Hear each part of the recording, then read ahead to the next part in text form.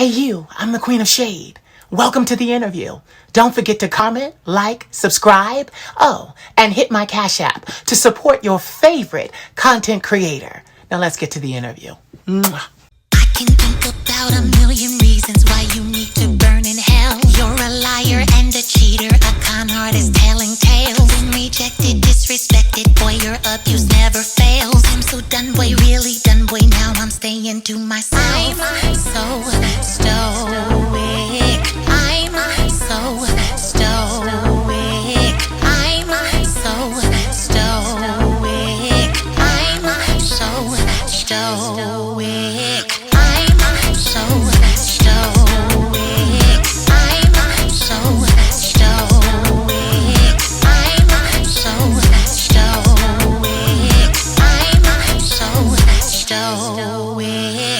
Salutations. This is your fabulous leader, the Queen of Shade, coming to you with another special presentation.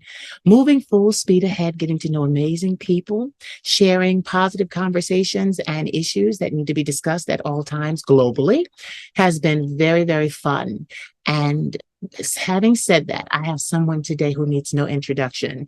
This person is an amazing person, educator, ally to my community, LGBT plus community, and just has some amazing things to say. Whenever he opens his mouth, it's always a learning experience. So, ladies and gentlemen, without further ado, I would like to introduce all of you to Conscious Lee. Hey. Hey. Thank you for having me. Hey, thank you for being here. Yeah. Congratulations on your NAACP Image Award nomination. Thank you. I appreciate you for that. And I appreciate you for all the votes too. I know you holding me down in the votes. Lee, I voted from 4 different accounts. I was going crazy. I was going crazy with it. But, you know, we both learned that sometimes timing is everything. So, and what I loved is I like old Victorian movies. So especially when there are movies about women who like they're born penniless and they basically have to climb the social ladder to get through the door. So I remember distinctly because when I saw you and you posted all of the happenings in that touching moment with Tabitha Brown, I just was like, wow. So in the movie, one of them I was looking at, she fights so hard to get into society because her birth was not, you know, of significance. So she's running around with all of these people whose birth lines go all the way back, and she does something. And I think she sings for them. And finally, the Duke of the house comes over to her and whispers in her ear, "Congratulations, you're through the door." And when I saw you there and how gracious you were and how fun it was, and they called the other guy's name and he gave an amazing speech. But in my mind, I said about you, "Congratulations, you're through the door," because you were there with it. All you needed was to be seen. And they did an amazing job highlighting the work that you do. That was really beautiful. So congratulations, you're through the door. And since you're through the door, the awards will come. Yes, thank you for that. Definitely, that was definitely something to I feel like chew on for a little bit. Yeah, definitely. So tell me, what's going on with you today? You know, I'm switching gears, turning over a leaf. For a month and a half, I was focused on virtually trying to get a whole bunch of NAACP image votes. Now I am, you know, it's March, so I'm switching gears to building a subscription, doing more kind of exclusive content, office hours every Wednesday night. And really trying to build my team out, you know what I mean? Getting editors, getting, you know, building out my management team a little bit more, getting ready to finally get down and finish this book, adding some online classes to Conscious University. Really on my independent hustle, you know what I'm saying? Building my infrastructure to make it where I can have, you know, a standard procedure of operations, as well as, you know, kind of balance and being a father and being a husband and being, you know, a creative writer and being, you know what I'm saying, all this stuff. So that's really what I'm doing right now. Just trying to find me a little balance in home life and trying to build build in my, professional, what I'm saying, professional career life. That is, if that's what you want to call it. How, because I don't know if I'm that professional, but you know what I'm saying, the career life, I say. You are very professional. And you know why you're professional? Because you show up as you. I literally watched a clip of you and you were talking about the institution and you were talking about school, from school to jail, and just what you were saying. Oh my God, it blew me away. It blew me away because the knowledge, the know, Thank you. Thank to you. know, no, I watched, listen, my grandmother was an educator for 40, Mhm. for 40 years. We watched it together. And she was Mhm. like, this man, she was like, this one. And I was like, and here I go. I told you. Yeah. Like, yeah, like it's just yeah, and I love what you said because you're like, I'm being a better father, a good father, and I'm taking care of house and trying to build my career. And you know what's so crazy? They always say that when we have these careers like this, that one area suffers. If it's not your personal life, it's your professional life. They always say that. And I was one of those people who did not subscribe to that. I didn't subscribe to that. I truly believe that you can have both if you want it. But like you said, it's going to require a dance. It's going to require stepping stones. It's going to require a lot of give and take from the family around you. Yeah. Yeah. I think when I was in seventh and eighth grade, I had this speech and communications teacher named Miss Byron. She used to always repeat something, you know what I'm saying? I feel like when things got difficult or when things this, that, and the other, and I feel like it's something that stuck with me my whole life, but it's pretty much, if it was easy, everybody would do it. And I hate to apply that to something as essential as like work, life, family balance. But I know that, you know what I'm saying, really, if it was easy, everybody would be able to do it. And in many different instances, capitalism isn't really set up in a way for us to be able to thrive for everything that we want. The everyday person thrive for everything we want, as well as being able to cultivate these interpersonal relationships with, you know what I'm saying, family members and friends and things like that. So, sadly, if it was easy, everybody was doing it, and it's not. So that's the reason why, you know what I'm saying, most people are not. But, I can acknowledge that it's difficult. I can acknowledge that a lot of times, in order for you to make one happen, you have to kind of damn near have a tunnel vision and how you focus on that thing. So, I feel like me learning that I had ADHD recently, and recognizing executive function and emotional dysregulation and thinking about how I can mismanage, you know what I'm saying, shit, and have time blindness. I've resulted back into some things I learned when I was in college. You know what I mean? Urgency, severity. I got 10 tasks. I'm going to organize these tasks based off of severity and urgency and impact. You know what I'm saying? If it needs to be done now, do it quick as possible. But if it's more important, and it got to be done a little bit, you know what I'm saying? Trying to prioritize things. But that's you know what I mean? So it's a work in progress. What's so great? What's so crazy though? You have so many people rooting for you. You have so many people rooting for you. Did you hear what Tabitha Brown said to you? It made you get emotional. She said, Oh yeah, definitely. she said, she says, I learned from you. Yeah, You definitely, yeah. I think that the first time I was able to talk to Tabitha, it was virtually, a Yeah, part of me being a part of the YouTube Black Voices Fund, yeah, and she was one of the guests that came to kind of teach us younger content creators that's younger in the game how to do what because we're trying to be like her. yeah, And I remember just like virtually the way that and I feel like she just so anointed, and just like almost I think that I have a way with words, but it's something about her that I can't even capture with rhetoric, with language, but it's just like touch you. You know what I'm saying? Like I feel like I almost cried having a conversation with her through virtual. So I yeah, was definitely trying to hold myself together when she looked me in my eyes and was like, you know what I'm saying? Because what I got Tabitha Brown spices in my cabinet. You know what I'm yeah, saying?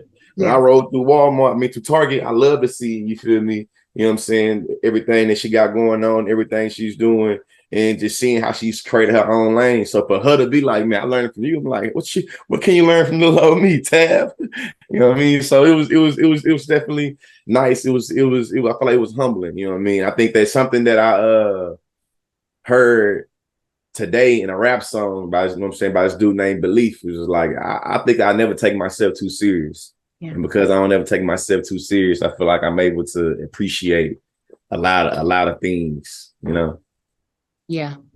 You know, what's so crazy though? I like that in not taking yourself too seriously, you're not too hard on yourself. Yeah. Yeah. Yeah, sometimes I can, but I feel like I try to be realistic. I try to be realistic. I try to be, you know what I'm saying, pragmatic with what I got going on. And I know 9 times out of 10, my worst enemy be me. I know 9 times out of 10, the worst thing, like the hardest battle, the hardest challenge is dealing with me internally.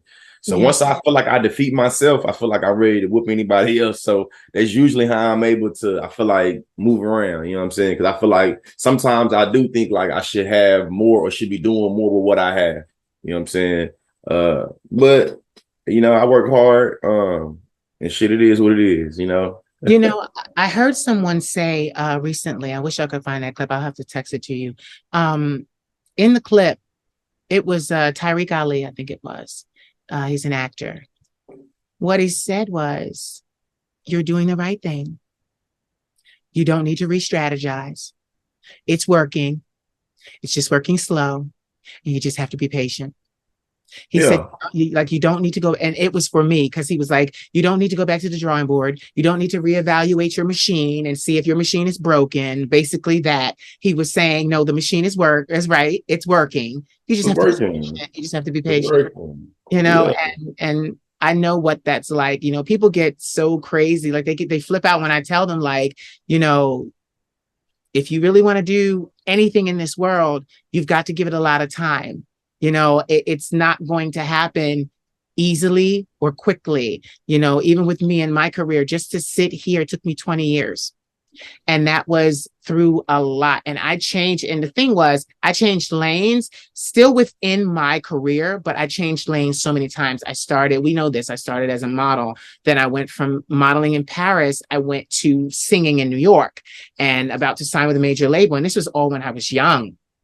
And then, you know, you still look pretty young though. I feel like, man. See, I just celebrated my 40th birthday in September. Yeah, I feel like if I didn't know you, really would be ready to debate you. Like, why are you lying? Right. Why are you trolling me right now? Like, you don't have to do me like that. You know what I'm saying? But I know, you know what I mean? So I know what I mean, but it's like, all right, yo.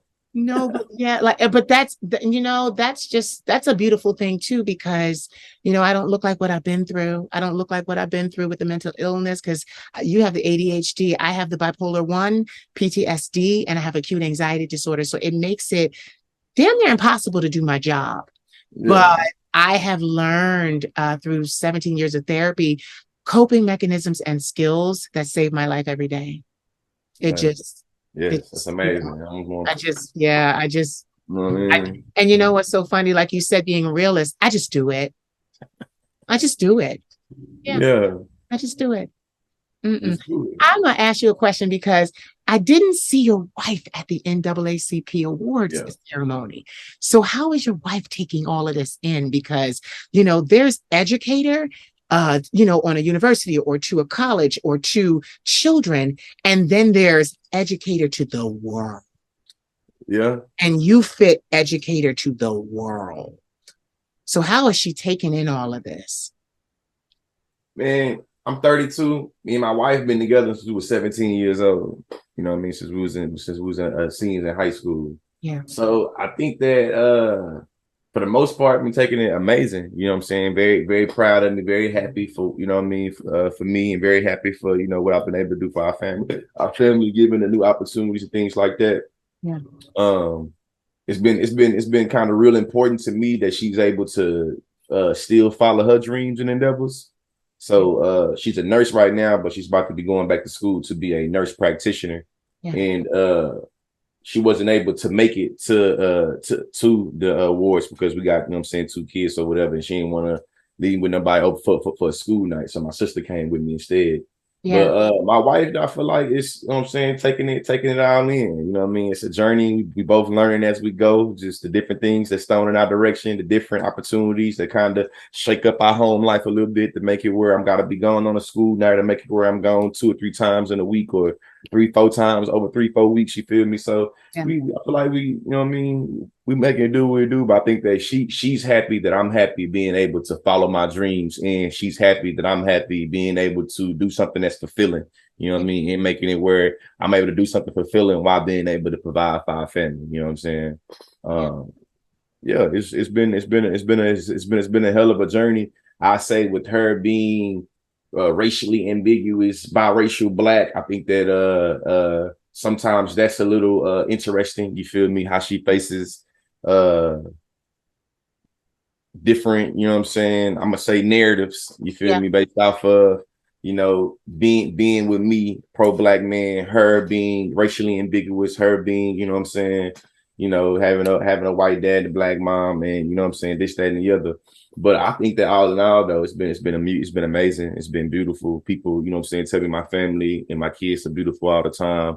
You know what I mean? People, you know what I'm saying, in person, people are usually pretty nice to us, regardless of what people say on the internet or sometimes in comment sections on Twitter or whatever. But shit, it's been all in all, it's been good. Yeah. And you know what I love, even with what you're doing, everything that you do will only enhance your family life. It'll only enhance your ability to do for your family. I remember at one point I wanted a family, someone said to me last night, I mean, you're only 40. And I said, you're right. It's just that, I don't want what you Say said. you are only 40. Right. You But are only 40. you know what it is though, Lee? Like, because what I heard even from you, you've known your wife since you were 17. I'm one of those people where I'm no new friends. Like I'm no new friends, because like I know people that, I've known people for years. We're talking decades already. And they're not happy for the success. They're not happy for how we come out and put the world in a chokehold. They're not happy. And I noticed that. So I say that because what I'm saying is it just taught me to kind of be a loner. It taught me to kind of be heavily guarded. Because get this, my therapist says this to me all the time. She always says to me, she says, Bjorn, because that's my name. She says, Bjorn, you are so guarded. She says, but I understand why you're so guarded because of what you do, And I'm like, yeah, like I struggle sometimes with people understanding that I'm human. And that's why I even decided to do these conversations, because they're not really interviews. They are conversations, because it's just to show people like, listen, this man is working his ass off. This man has a full family. He has a wife that loves him. He has, children. He has this, that, and the other. And yet, he's still reaching for his dreams and his goals and his aspirations. So what's your excuse?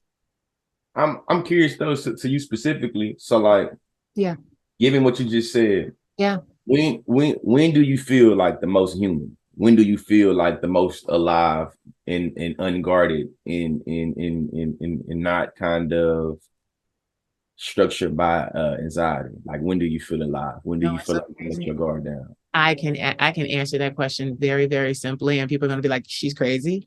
When I'm doing this. Interesting. When I'm doing this. I have my grandmother's my best friend. So I do have people in my life. I have a nephew that I love. He's my favorite nephew. So I have family, but the rest of the family, this, being Black and having different, situations happen in the family. I've spoken about mine, there are just different levels in my family.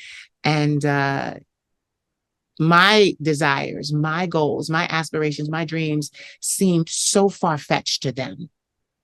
It just seemed impossible to them, because no one in my family had ever done such a thing, and my grandmother, who right now holds the highest level of education with a master's degree, she got it immediately, whereas all the others who did not, necessarily go to school, they may have picked up trades, different things like that, they're flourishing, but they just didn't understand my level of where I wanted to go. And it was so crazy, because my grandmother said to me last night, she was just like, you've learned so much. Because I used to be really hard on myself about not having a degree. It's why I love to surround myself with degree holders. I do. because one thing about me is I love academia. I love to learn. I literally am sitting here because I learned. I came, because of the mental illness situation, I came to my grandmother's house at about 24 years old, needing her to help me get grounded and stable, and someone to take me to therapy and make sure I took my medicine and all of those things. And Lee, I put my head down to do the work at 24, and I looked up and I was 40. Literally. Yeah, I go I looked up, sometimes. I looked up and I was 40. And at first it was scary. It was shocking. It was terrorizing until my grandmother would throw things at me. And then I would answer her. And she's like, look at all of this. Look at all these tools you got. Look at what you know. Look at how you know how to do this. Look at how you know how to do that. So I learned to stop, looking at my life as such a fleeting thing. People always say you only have but one life, and life is short. No, for you experiencing life can be a long, beautiful thing, and I'm hoping, even for me, I'm hoping that it is long because, up until this point at 40 years old, I love it. I got your eyes. You're squished there. You're like, okay, what's going on here? No, but up until now, at 40 years old, I just learned how to be happy. I just learned how to experience happiness for myself. That was something that was not, it was elusive to me because I was so caught up in the grind. I didn't date. I've got 10 years of celibacy. Like I had a laser focus. But like I said, because I wanted something, I got to taste it in my 20s. I started modeling at 19. By 22, I was in Paris, and everything was going beautifully. And I have no regrets. I thought that would be my way, but I had a lot of other talents that needed to grow and mature. So, I had to leave. And then I left Paris. And I'm the type of person where Paris is everything to me, is where I belong. I was there 6 months. It's the city that makes me feel most alive. And they also respect the things that I do. It's a love of fashion. It's a love of art. It's a love of, individuality. I love that. Ambiance, luxury. Those are the things I like. So for the last 18 years, everything I've done has been in an effort to return, to be able to have the say so, to be able to work my business anywhere in the world. And that's what I've done. I love this. This is a new Mac, but it's like I can fold this up and take this anywhere in the world that I need Right to. there. Yeah, you see? So Straight up. Hey, if I need to go with this, put it in my backpack and we gone. exactly.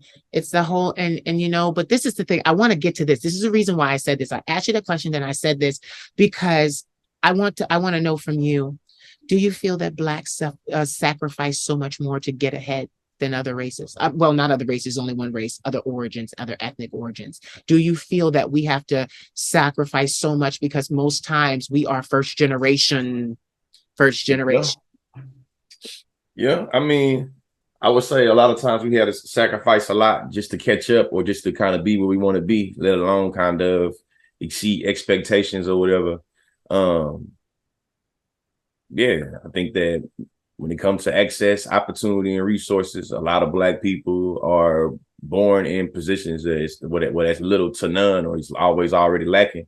Yeah. So being able to, scratch and this, that, and the other for your own is you know what I'm saying, very, very difficult, especially in a world where people like to chastise poor people, especially poor Black people, for not being able to pull themselves by the bootstraps, for not being able to work as hard as they need to be able to get X, Y, and Z. So I feel like being able to have a little bit of I feel like, well, I don't know, I want to hear about this. Why want to use discernment? You know what I'm saying? A little bit of humbleness. You know what I mean? Like, I know that I work hard to where I'm at, but I also feel like I've been very lucky and blessed in many different positions, because I know it's a whole bunch of other niggas that work just as hard as I work, and sometimes even harder, but they ain't where I'm at.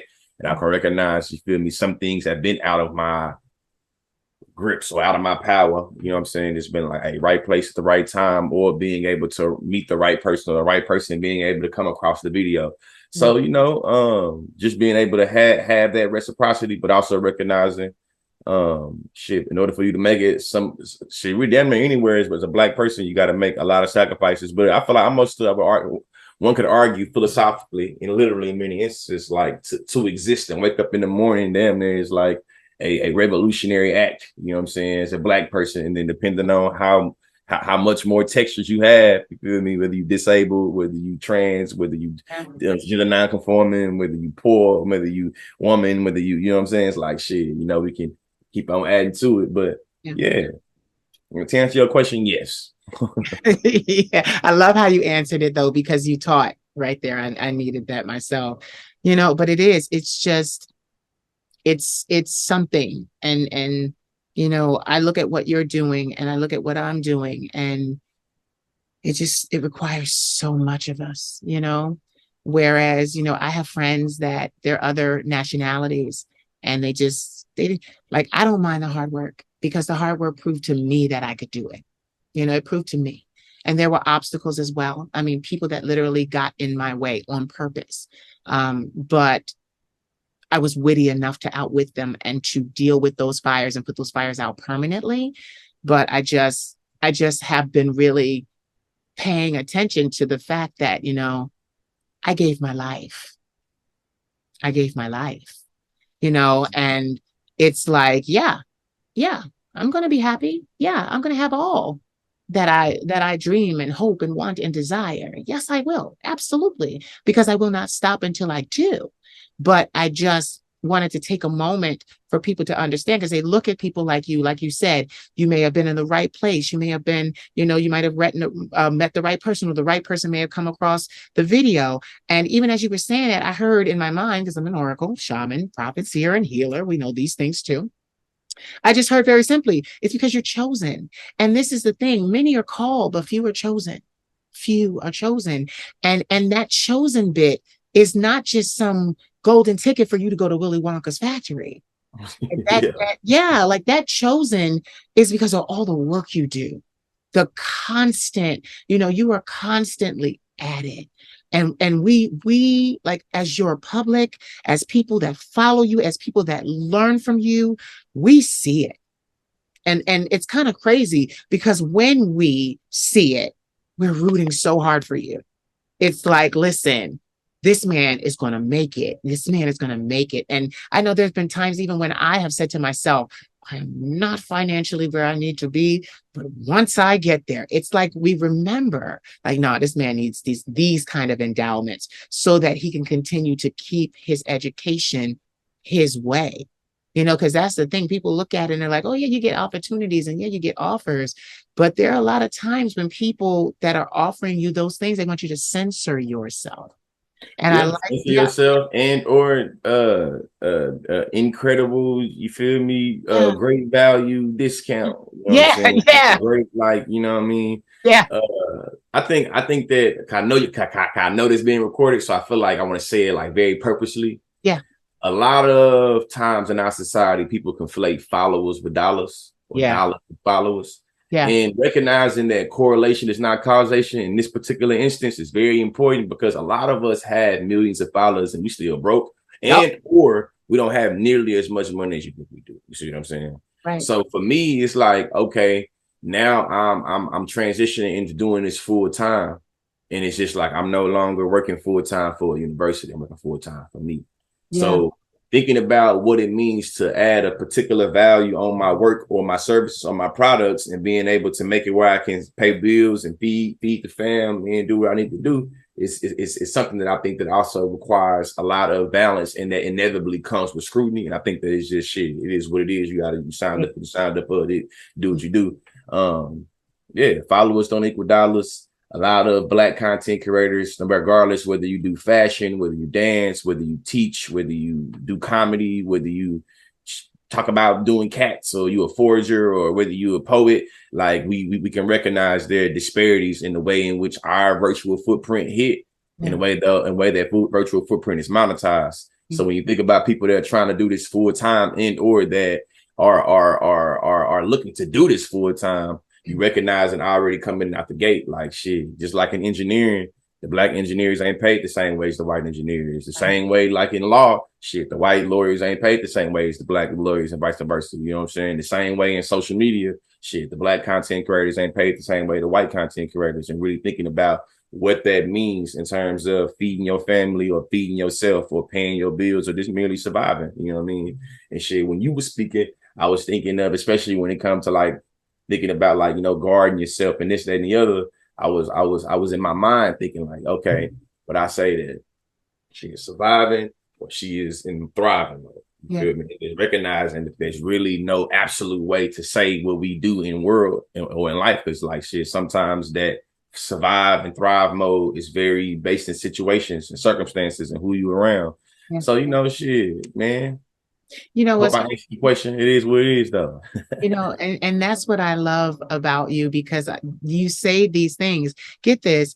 I learned a long time ago how to come out of survival mode. I did. Yeah. And I am definitely thriving. I am an independent entrepreneur and my own boss, and I have people that I subcontract under me. It is what it is. I have been blessed. I have been fortunate because of the sacrifices of my grandmother to sit here and literally have every want, every need met. But forgive me for saying this, is I want more. I want No, more. I don't think that. I don't think. I think that, man, that's the balance you got to have. I feel like Yeah, us being conscious or being woke or being aware of capitalism and how it's anti-black and how it's built on exploitation and how a lot of people can start to strive to want material things and you get yeah, caught up in design material things and yeah, it's still like, hey, I was born with nothing. I want to have a little bit more than what I came in here with, and I'm yeah. still. I feel like that is the balance I talked about, and like recognizing that there is inevitable scrutiny and some of it is justified, some of it is not, but recognizing like shit is what you signed up for. I agree with you. Hey, I'm grateful for it. I mean, Yeah, one more. I'm yeah, work. I'm gonna work for more. I'm gonna yeah, push for more. You see what I'm saying? I'm gonna appreciate the moment I'm in, appreciate what's going on in front of me, but I'm yeah. gonna also be thinking about in the compartment what's coming up and how I'm prepared for it, and what's always coming up. I'm prepared for it, and then thinking about what I did to how to reflect on it and appreciate the how I'm being now moving forward. So I think it's just how you I feel like your perspective, you know what I'm saying? Your And your perspective and whether you see the glass half full or half empty. you know what's so funny? I want to throw this at you because I think it'd be interesting to have you answer this. You know, like you said, you know, we signed up for this. You know, even when I do these conversations, I do them because it humanizes the supernova that I'm talking to. You know, Yeah. that's why I do it. But get this, you know, even that is so discriminatory because they tell us you signed up for it. You signed up for it. This is what comes with it. But our white counterparts are famous, making money, and they don't have to deal with the, well, this is what you signed up for kind of attitude, you know? They're allowed to be seen as a full human being. And when they are violated, everybody steps and jumps to their aid and says, you're doing this like you didn't know that this is their livelihood. This is not who they are. This is their job. How dare you bring this to their job? But when it comes to us, it's, well, you signed up for it. It's like they expect us to give it all. And I did. I I think did. that's more of a hierarchy, though. I think that exists more on a hierarchy, and I think that to a certain extent, regardless of how hard you are on the hierarchy, shout Yeah. out to all of the cisgender straight white men that's been in the industry for 30, 40 years, and people can recognize the distinction between what they do as an art and who they is as a person, and Yeah. recognizing they artists who support who they is as a person. We recognize that exists. And we Yeah. know that people like Harvey Weinstein was able to exist for decades based off of that particular hubris of thinking, right? Right. We also can acknowledge that shit, the Britney Spears of the world, and just being able to think about it. Instagram right now, we all got access to Instagram. You Yeah. pick your favorite white artist or your favorite white actress or actor and go to the Instagram page. Might not be as much, maybe, but you're Right. gonna be able to see people talking about their mama, their daddy, this, that, and the other, this, that, and the other. So to me, how I see it is, are there different, I think of a metaphor analogy and how I see, you feel me, what you know what I'm saying, like my response to what you said, you feel me? And I feel like try to respond in a nuanced way, right? Yeah. Me, when I hear you signed up for it, I Mhm. think about what comes with territory and not necessarily meaning you should embrace it or you should accept it. So Thank for me, it's like if I'm a convenience store owner, I didn't sign up for people to steal from my store, but Right. I know with me being a convenience store owner, people are going to steal from my store. Does this mean I should not invest in security and making it where I got the top-notch surveillance? That don't mean that. But should this mean I take it personal though when people steal from me? I don't think I should. You see what I'm saying? So for me, when I say we signed up for it, it's like I recognize we are public figures in some way, shape, or fashion. Whether you want to say we a D list or F list or Z list, we recognize that we have followings. Yeah. We recognize that we have legitimacy and or blue checks to our names. You see what I'm saying? And recognizing ain't the only thing, but knowing that that gives currency in the world that we live in. With that being said, you see what I'm saying? Shit, we are convenience store owners. When we put out products, we don't want people to steal from us. If people don't steal from us, they're gonna get in the comment section and do everything they can. You feel me? Call you everything under the world, under the sun, except for what your mama named you, except for a child of God, except for, you feel me? To me, I feel like it's a part of it. And I think that before I became consciously, I thought about it very consciously, no pun intended, going to people that I fucked with, going to the comment section and really seeing what was going on and really thought about it like, all right, Mr. Lee. At this time, my real name George. So it's like, all right, George, if you really want to do this, are you prepared? Or do you know what's gonna come with all this? You feel me? Like if you are a public figure, it come with public scrutiny. Yeah. So people, you know what I'm saying? It's just like shit. And you're a public figure and you black, you don't get to divorce yourself from blackness or from pathology or from stereotypes because you are a public figure. Public figure. Or got following or famous or whatever you want to say. You see what I'm saying? So to me, I feel like it's just, I feel like I give and take it. You know what I mean? And recognizing like, just like I got family members that's still getting paid minimum wage or that's working their finger to the bone to make $1,000 a week or $1,000 a month. Or you see what I'm saying? Yeah. You and I don't do that. So to me, I feel like shit, I think about how it goes. You feel me? Because just like shit, in the same way, you'll be able to tell your kinfolk, your friend, your partner, hey, you signed up for that. Yeah. You talking shit about the boss. Hey, unless you got a boss. You feel me? But you don't have a boss. I don't have a boss. Right. So it's like shit. We signed up to shoulder the criticism that a boss would take. You feel me? In terms of, hey, yo, when I go to Queen of Shade Instagram page, this is what you decided to curate as your landing business page. And shit, that's how, you know what I mean? I ain't trying to preach to you, nothing like that, but shit, that's what, to me, that's what I think it is. You feel me? And it's just like, yeah, even if I can acknowledge what white people, the white public figures go through ain't the same as this, I can acknowledge that, but I still would argue we all go through the scrutiny. You know what I'm saying? We all go through the scrutiny. Motherfucker, what? Listen, we talk about Leonardo DiCaprio is his name. Yeah. Him dating 25 million. You feel what I'm saying? Like we criticize, you feel me? Shit. What? Britney Spears?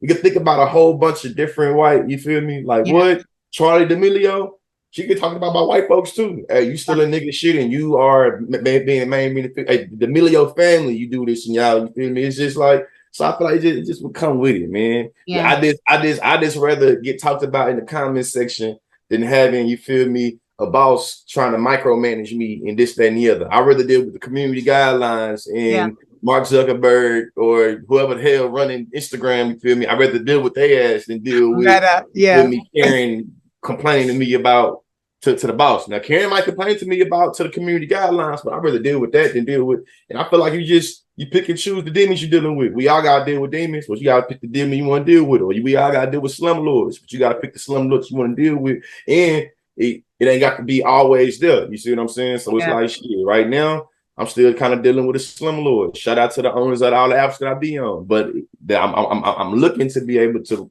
make my own cash flow, my own passive income, where I'm no longer held dependent to the scrutiny of what Karen told Instagram on me on, or what Karen told TikTok on me on, or what Billy Bob told TikTok to me, you know what I'm saying, on YouTube. I was like, shit, now we trying to get there, but man, fuck them folks. You feel me? Like what? Like, you know what I'm saying? Like, you fuck them folks, man. You gotta, you a so owner. Yeah. They stealing. Yeah. What? Hey, the vendors finna try to outprice you the products. Yep. You feel me? Do you know that's finna happen? All the way around, you know, people finna try to get over. The question is what you do with it. And I feel like that's just a truism on regardless of where you at. The question just becomes, based off your position, how should you expect people to try to get over on you on? And I know for me, people want my intellectual property. You feel me? People want to use my likeness and my images for bullshit. You see what I'm saying? Yeah. You know what I mean? People want to, you know what I'm saying? I know that. You feel me? So it's just like being mindful of it. And that's the reason why so many people in our industry that look like me and you get fucked over because we coming in just looking for a little bit of, and feel free to cut me off. Like I'm ranting right now. My little energy drink that started hitting in, you know what I'm saying? I love it, Lee. Feel I free to love cut me it. out. I I feel like I love now I'm it. Lee, I glad that. But love yeah. it. I love it. I follow you. I avidly listen to what you say and get it. Even as you were saying that, I thought to myself, I said, the Karens, the this and the that. What? See, okay, this is what I'm trying to say. With me, I come from a more of an occult kind of standpoint. I'm a shaman, I'm an oracle, prophet, seer, healer, clairvoyant, medium. There's a lot of occult with me. It's not necessarily Christianity. So those things are not steeped or based somewhere in a book. You can't look up and see, well, this man said the fact about this thing. So I can understand my stuff because they're like, oh, well, where did you get that from? And I'm like, and I have to tell them, you'll know it's the truth by the way that you feel. I always say that. You'll know it's the truth by the way that you feel. And when you apply it, you won't get the wrong result. You'll get the result I told you would get. So but it's still faith-based, even though I'm not a Christian.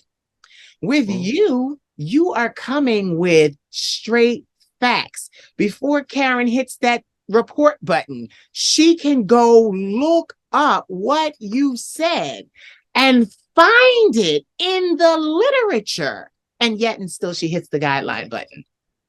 That's the thing that just baffles me. That's why I asked that, because I'm like, that's why I was like, that's why I said, no, you don't sign up for everything, because it makes no sense. What you do has a guideline. You can look that stuff up. You can learn that stuff. It's there for anyone to read it. It's history. It happened, or it is happening right now. And sometimes they want to give you grief and smoke. And I'm just like, it throws me, because I'm like, okay, you do know that you can listen to what he said and go look that up, right? And you can see for yourself that he wasn't lying to you. You can see for yourself that everything he said is from, and why do you think this man's line is education is elevation? What education means? There's a curriculum. There's a lesson plan, and it's like, so it's so funny how people do. But anyway, I digress. I digress. Right. Anti-intellectualism, say it 2 times. Anti-intellectualism. It's on the rise in our country, though. You see what I'm saying? Yeah. All of the knowledge will set you free, and you shouldn't speak on things that you don't know about was all fine and dandy when people thought we were scared of books and people thought that we could never have a thirst for knowledge.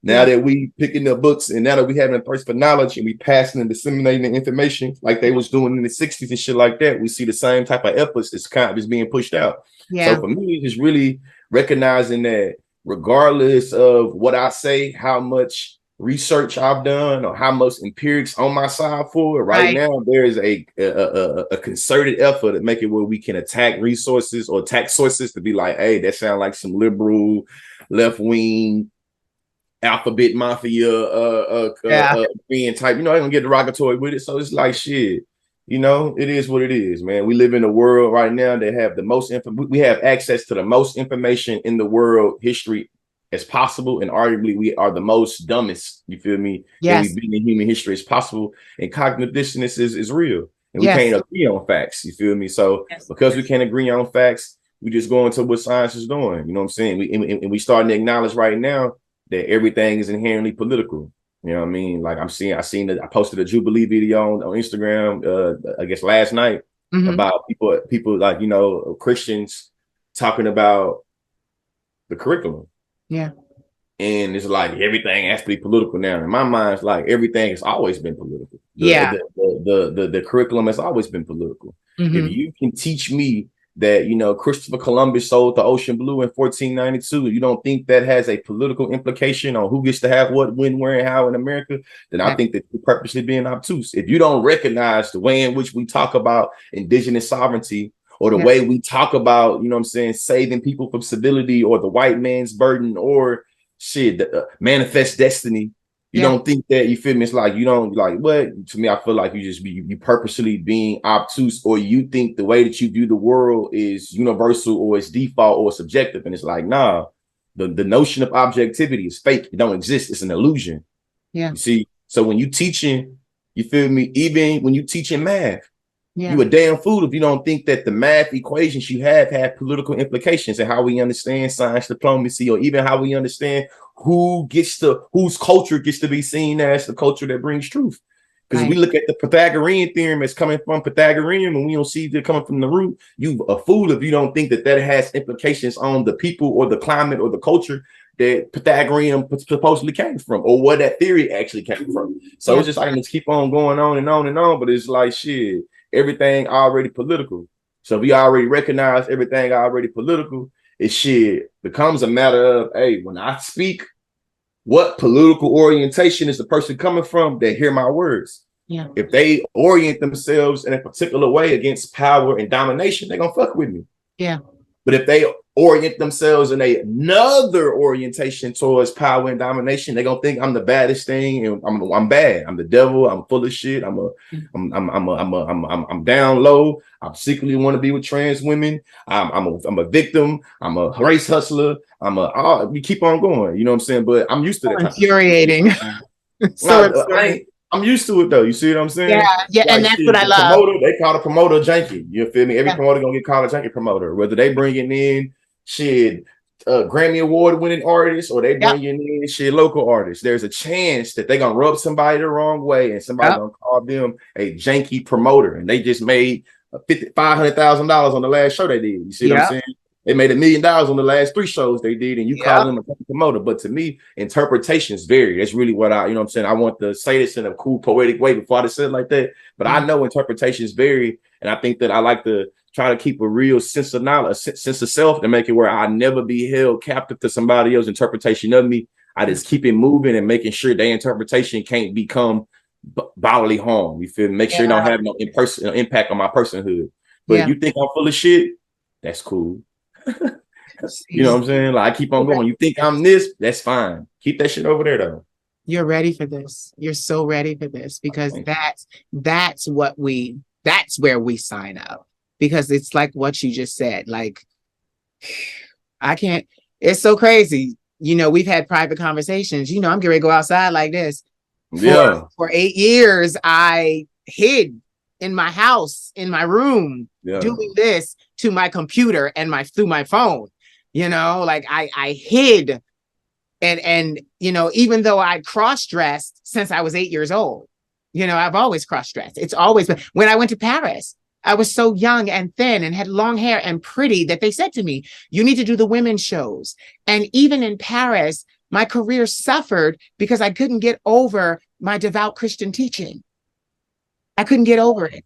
Only for me, we talking years later, to finally adorn myself the way that I should have and go viral. Because it wasn't just what I was wearing, it was coupled with what was coming out of my mouth. It made sense. And to me, I think what you're saying is like, there'd be a driving force for a lot of Black people. Mm-hmm. Or a lot of Black people have to work through to be able to express themselves the way they truly do. If you centered your whole being around going to heaven and not going to hell, and being saved and being in the world but not of the world, and you know, this, that, and the other, it literally dictates how you express yourself and what values you hold internal and what values you able to let go externally. You see what I'm saying? And for me, it's the same thing. I think that I could have been a lot better a lot earlier if I had let go what people thought about me, and let go or unlearned and relearned a lot of them Southern missionary Baptist Bible Belt teachings that I had, you know what I'm saying, being born and raised in Bryan, Texas. But now it's like, shit, it is what it is. I feel like articulate, cuss and fuss with the best of them, And it's Yes. just like shit, it is what it is. I see myself as being blessed and highly favored, but I don't subscribe to a traditional religion. I don't see myself or identify as a Christian or a Muslim or a Jew, or you see what I'm saying? But I think that I'm blessed and highly favored, and I recognize that a lot of things I'm able to accomplish in life, or a lot of this sureness and how I have since, like, you know what I'm saying, how I knew who I am, this, that, and the other. I know I get, you feel me, from somewhere, this, that, and the other. So it's just like, I don't try to get too full of myself and make it, well, I do this. Motherfuckers ain't, I don't, you know what I mean? Like, hey, a lot of people have put hands on me. A lot of people have helped me out to get to where I'm at. I'm very appreciative, and I'm looking forward to being helped even more to get to where I'm trying to Yes. go. You know what I'm saying? Yes. But it's like shit, it is what it is, man. But I do think that like go back to the metaphors, like when you think about how the world is structured by white supremacy, we in the system, I'm saying us in pop culture have used the concept of a Karen to almost represent a particular embodied femininity of white supremacy. Yeah. We acknowledge in this talk right now, whether you flipping burgers, whether you a lawyer, whether you dancing, whether you pressing posts, whether you are marketing, you got to come in contact with a Karen. Yep. Yep. I'm gonna argue, yeah, we don't want to deal with Karen. We don't want to be criminalized. We don't want to be, you feel me, stereotyped. We don't want to be pathological. We don't want to deal with that. But we know that the way the world is set up, inevitably we're gonna come into contact with a Karen. Yeah. I think that you get to have a little sense of autonomy. Yeah. If you get to think about how you get to pick and choose how you deal with Karen. Yeah. In more ways than some. Not only get to pick how you respond, regardless of where you responding at, you get damn near can pick where you responding to him at. Yeah. Karen gonna deal with me. Karen gonna deal with me as a educating, shit talking, educational consultant, social media content curator, maybe DEI facilitator. But if Karen ain't dealing with me in them issues, then I ain't dealing with Karen ass. You see what I'm saying? Those are the parameters I have set up for engagement. So if Karen wants to deal with consciously, those are going to be the only ways that Karen can deal with consciously. Other than that, I ain't worried about what they got going on. And that go for Billy Bob and Massa and everybody else. You see what I'm saying? It's just like, that's how I'm setting up my world. It's like, you going to come in my world the way I want you to come in, and you ain't coming at all, goddamn. So that's really how we operate. You feel me? It's just going back to the metaphor. Hey, you come in my store? Yeah. You come in here, I want you to come in here. You ain't finna come at all. And it's just like shit, being able to dictate that type of control over your space, it come with scrutiny. So I'm, you know what I mean? I'm a cisgender straight black man. Yeah. Motherfucker don't tell me you know what I'm saying? What it might come with a little, spice that need to be. Hey, somebody correct that dude that came out a little patriarchal, that was a little heteronormative. You can't control the space that way. Yeah. But I'm not gonna surrender control of my space because I'm scared of controlling it in a bad way. I'm open to being teached but shit, we finna secure this motherfucker. You feel me? All around this mud. Like we ain't finna play these games, and I'm not gonna base in fear why I'd be hesitant to set these parameters up. Even when you were saying that, since I was a little boy, I grew up in church, Pentecostal, Kojic actually. I used to encounter a lot of prophets, and me being 10, having a pretty dysfunctional home life, church was kind of like where I got my guidance. So I remember a lot of preachers, a lot of pastors, a lot of prophets coming in, rolling into town and telling me things, you're anointed, you're going to be wealthy, you're going to succeed. They even spoke to me about wearing dresses. They even spoke to me about being beautiful. They spoke to me about a lot of things. And it's so crazy because I got the warning before I even did all of this. Like I got the warning. I still was a little apprehensive, but I got the warning. Like if you do it, it'll succeed. That's what I needed to hear. If you do it, it will succeed. And, eventually it did succeed.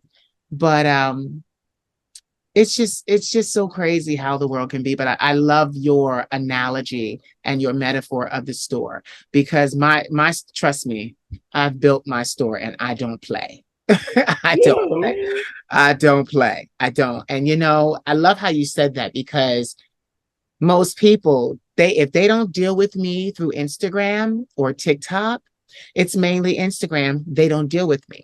I get it. My phone number is listed. My phone number is listed. Anybody can call me. But the difference is I see the number, whether or not I pick up. It doesn't matter to me. But the world could have my number. They Oh, yeah. don't. They don't. Yeah. Yeah. You know, Yeah. but they could, because my thing is I screen my calls. I screen them. Yeah. So I like what you had to say there. So quick, real quick, because I gotta let you go. You tired and so am I. Had a long night. But I did. Okay, well, without giving too much away, you already know what's going on. I haven't made it a public announcement yet. But Looking forward yesterday to I when was you putting, do. yeah, Looking forward to when you do, thank you. definitely. Thank you. Cause I work my ass Yeah. off. We talk about this, but I had to move stuff. We have 3 storage lockers to prepare to kind of, do what I need to do and travel. So I had to condense and get and clean out an entire storage locker by myself yesterday. Like everything. And this locker was 10 by 15. Yeah, Yeah. go rest. You gotta go rest. And then I got to get up and do another one tomorrow. Yeah, go soak. Go soaking. You know what I'm saying? Go soak. You know what I mean? Maybe, You do whatever know, you but do get to, but get this. relax. But get this, people wouldn't think that. But see, that's the part that I love. People would be like, oh, but the Queen of Shadebridge dresses, she's not manly like that. You have no idea, honey. You have no idea. I live for the surprise. I live for the surprise.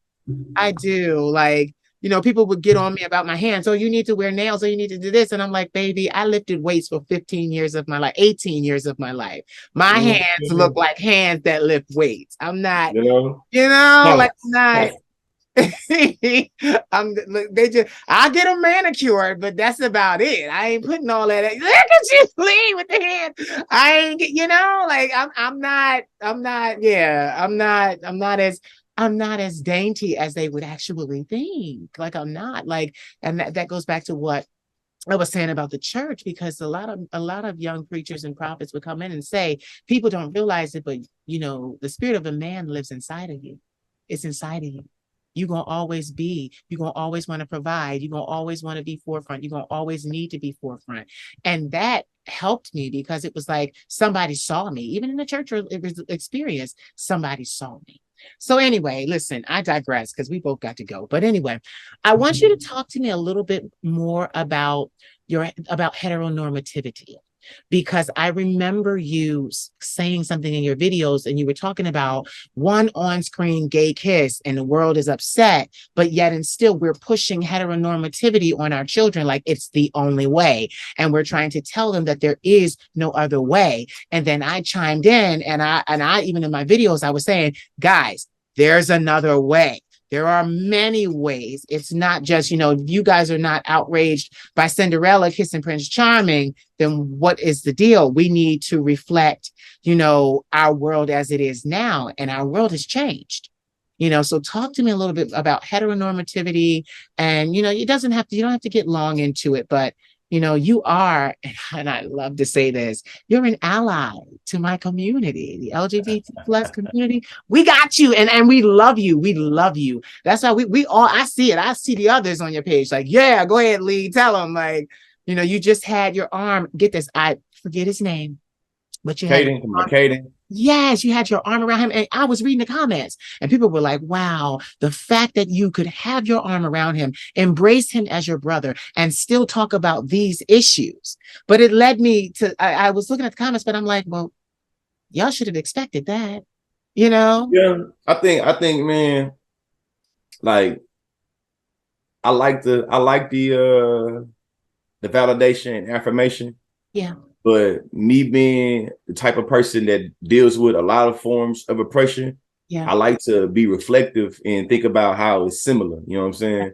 So sometimes I'll be thinking like, damn, the bar's so low for a nigga. You know what I mean? Right. But other times I'll be thinking like, okay, man, you know what I mean? My efforts are, you know what I'm saying, not going unrecognized. Yeah. To me, man, privilege and like heteronormativity go so crazy, where a lot of times the baseline of what I'm saying is me repeating some shit I read or heard from somebody else. And they usually come from somebody from the LGBT community.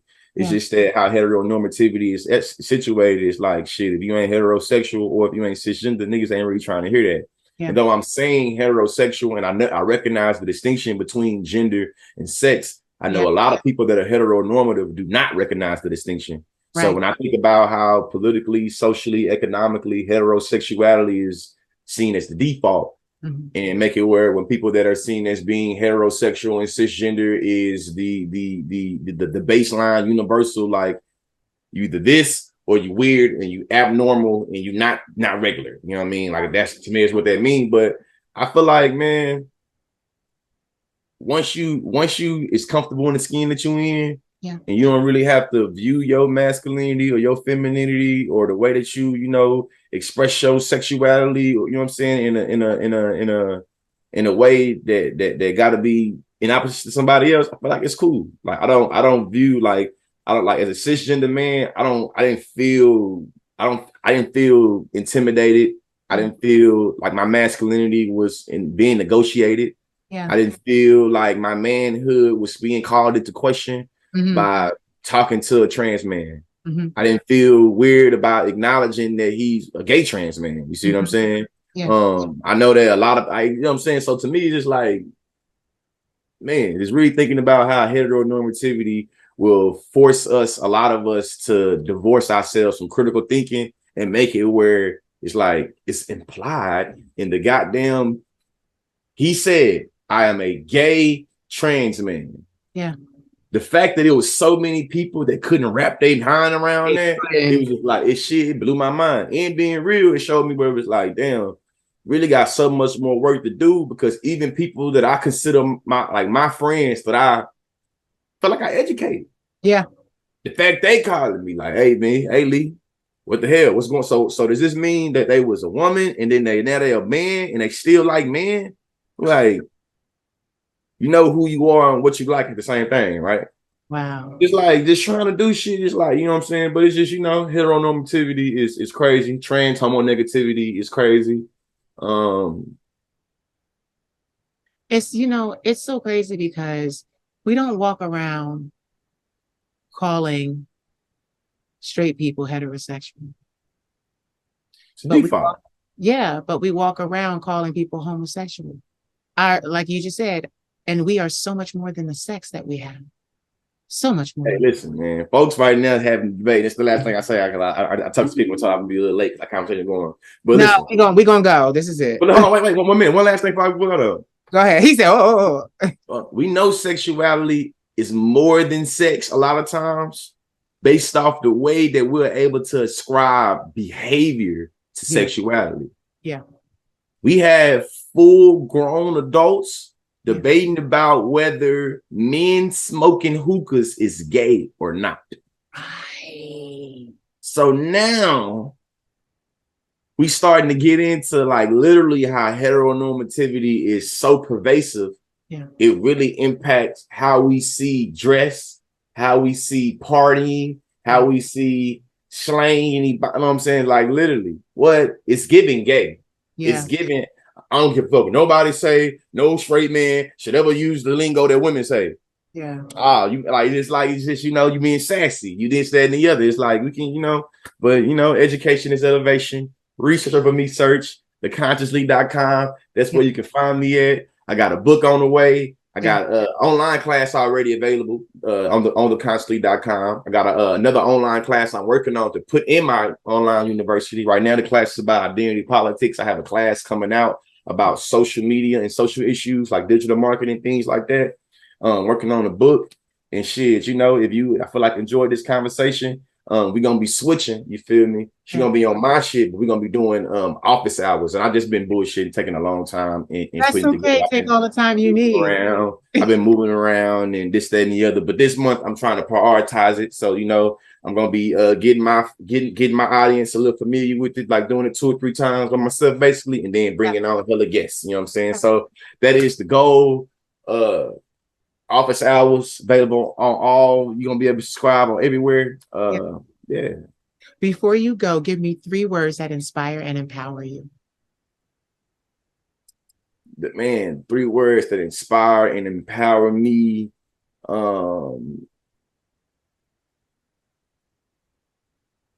Consciousness. Yeah.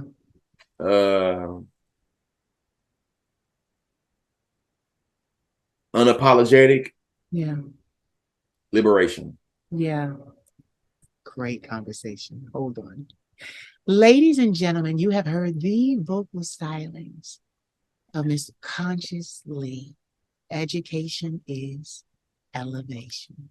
Say goodbye, but don't hang up just yet. All right. He said peace. Peace out. It's been real. Holla at ya. So did you enjoy? I hope you did. Please like, comment, subscribe, share, and don't forget to cash at me at the Queen of Shade. I am your favorite content creator, right? Right. You want to see more of this content, right? Right. Cash at me. I love you. Mwah. Salutations, it's the Queen of Shade here. I need a huge favor from you. I need you right now to follow me on Instagram and on TikTok. My Instagram is I am the Queen of Shade, and my TikTok is I am the Queen of Shade. And I also need you to subscribe right now to my YouTube channel, which is the Queen of Shade. Now, I know that I always say that, but maybe you guys don't hear me. I need you guys to show up for me in full force the way that I show up for you. Please subscribe to my YouTube channel. Please follow me on Instagram at I am the Queen of Shade. Please follow me at TikTok at I am the Queen of Shade, because I need you guys. I want to get my numbers up. Numbers aren't everything. I have a lot of people watching that aren't saying anything, but it's time for you to declare yourself to me. You love me. Declare yourself to me. You love me. Declare yourself to me. Thank you in advance, and I love you all. Mwah. Turn that TV down.